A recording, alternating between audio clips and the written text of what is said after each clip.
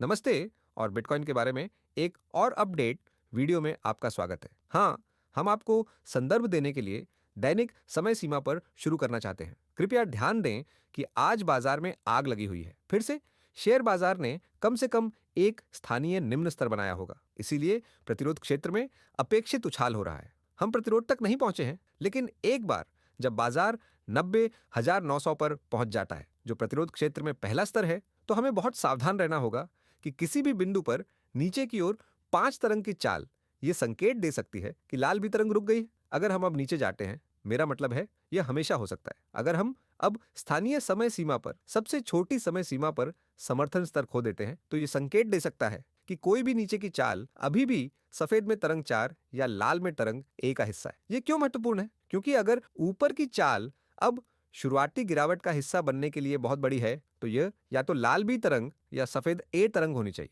और हम पहले से ही चक्र के अगले चरण में हैं। लेकिन अगर यह लाल गिनती है या सफेद गिनती, मुझे लगता है केवल प्रतिरोध क्षेत्र में यहां स्पष्ट हो जाएगा। और यह महत्वपूर्ण क्यों है? क्योंकि अगर हम लाल बी लहर में हैं और बाजार 5 तरंगों को बनाने में विफल रहता है, और हम शायद 3 तरंगों में प्रतिरोध तक पहुंचते हैं, और हम 5 तरंगों को नीचे जाते हुए देखते हैं, तो यह इंगित करता है कि अगला नीचे जाना शुरू हो रहा है। ठीक है, इसीलिए मैं आपको केवल हमारे इलियट वेव ट्यूटोरियल देखने की सलाह दे सकता हूं यदि आप 3 तरंगों और 5 तरंगों की अवधारणा से जूझ रहे हैं। लेकिन 3 तरंगों का ऊपर जाना स्पष्ट रूप से तेजी नहीं है, भले ही यह अभी तेजी दिख रही हो। हमें विश्लेषण के दृष्टिकोण से स्पष्टता के लिए वास्तव में 5 तरंगों की आवश्यकता है कि हमारे पास पर्याप्त निम्न है। अगर हम 3 तरंगों को ऊपर और 5 तरंगों को नीचे देखते हैं, तो यह एक बड़ी चेतावनी है कि लहर बी ने शीर्ष का निर्माण किया हो सकता है। यह महत्वपूर्ण क्यों है? क्योंकि यह लाल रंग के इस रोड मैप के अनुसार बहुत बहुत बड़ी गिरावट की शुरुआत हो सकती है। एक बड़ी ए लहर का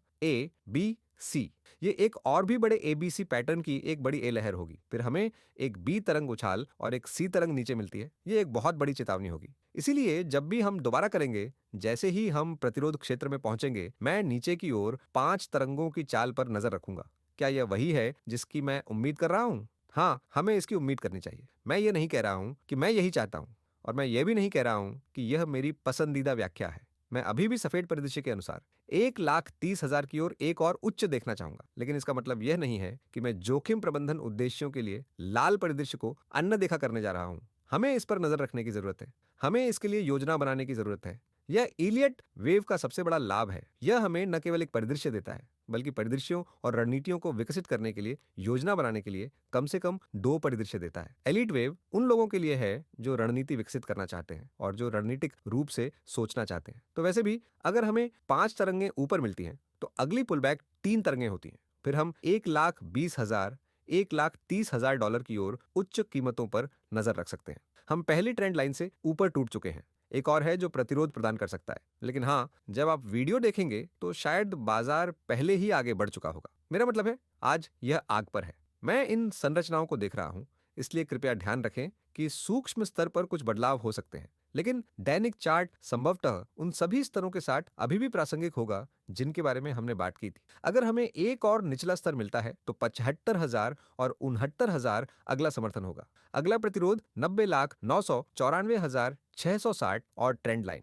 छोटे समय सीमा को देखते हुए यह केवल एक सूक्ष्म मूल्य संरचना है। मैं गारंटी दे सकता हूं कि जब आप वीडियो देखेंगे तो यह पहले ही आगे बढ़ चुका होगा, क्योंकि बाजार तेजी से आगे बढ़ रहा है। आप यहां जो झूम करके देख रहे हैं, वह मूल रूप से झूम करके ही है। और इस तरह हम 5 तरंग संरचना को विस्तार से समझ सकते हैं। यही वह है जिसे हम आगे की पुष्टि के लिए देखना चाहते हैं कि 11 मार्च को एक पर्याप्त निम्न स्तर बन गया है। पहली लहर समाप्त हो गई, दूसरी लहर समाप्त हो गई, तीसरी लहर अब सामने आ रही है।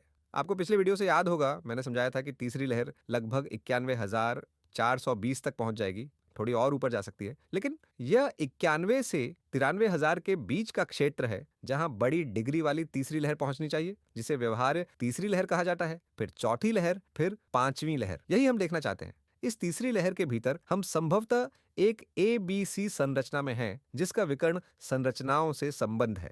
फिर से मैं आपको हमारे ट्यूटोरियल वीडियो देखने की सलाह देता हूं। फिर यहां हमारे पास एक A लहर ऊपर है, एक B लहर नीचे और C लहर ऊपर एक 5 तरंग चाल है, और ऐसा लगता है कि C लहर में भी हमें एक और 4-5 पैटर्न की आवश्यकता है।